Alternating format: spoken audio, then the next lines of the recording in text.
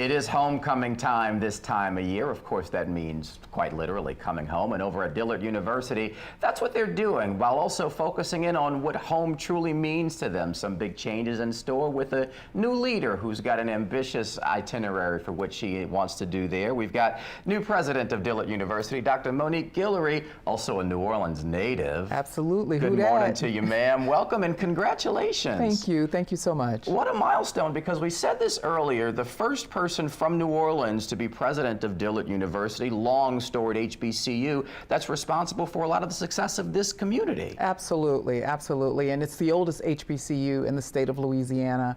And we're just thrilled to take this moment to really just celebrate the future of Dillard University and the ultimate impact we know this institution has had on this community in the region and will continue to have moving forward.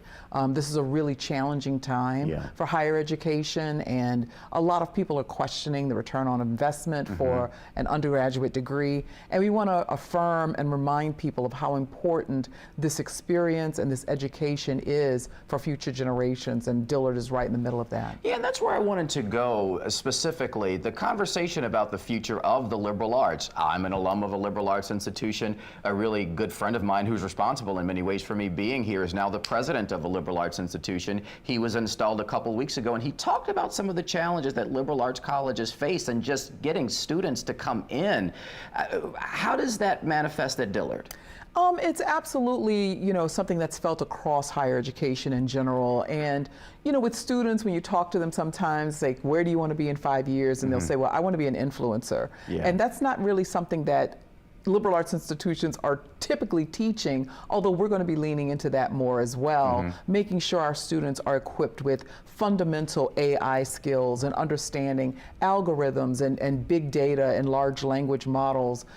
These are the tools that everyone is going to need to be successful in the future, and that seems contradictory in some ways to a liberal arts education where you're reading the great books and contemplating the big ideas, but these are the big ideas of today. It's teaching you how to think critically and to put that into proper context, which is what you're busy talking about this week in particular. We mentioned homecoming, but also you have your investiture where you outline your plans for your tenure as president. Walk us through that. Absolutely. Well, again, as the first president of Dillard from New Orleans, I really want to celebrate and elevate things about New Orleans that I think sometimes we as locals tend to take for granted.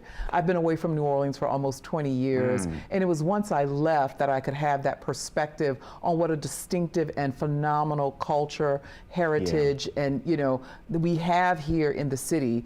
And I want Dillard to be a place where that is elevated to an academic level, where we can do certification programs and build out our music program, our music industry program, and our program in food cultures, foodways, through our Ray Charles Center for Material Culture. We're looking to expand all of those things that really bring a new focus on those aspects of New Orleans that we can articulate and accentuate at Dillard University. Most definitely, and you're doing that this week with the homecoming festivities, concert and whatnot too. Got about 30 seconds. Just walk us through all the busy things you're doing this week. Yes, so the investiture is Friday morning on the lawn. We're expecting a beautiful day. It's going to be a wonderful occasion to just come and experience Dillard. It's free and open to the public, and that'll be at 10 a.m. on Friday morning, Halloween. Our gala is that night. It is sold out, but we're expecting to have a really wonderful time celebrating alternate egos and Southern Gothic glam for our gala.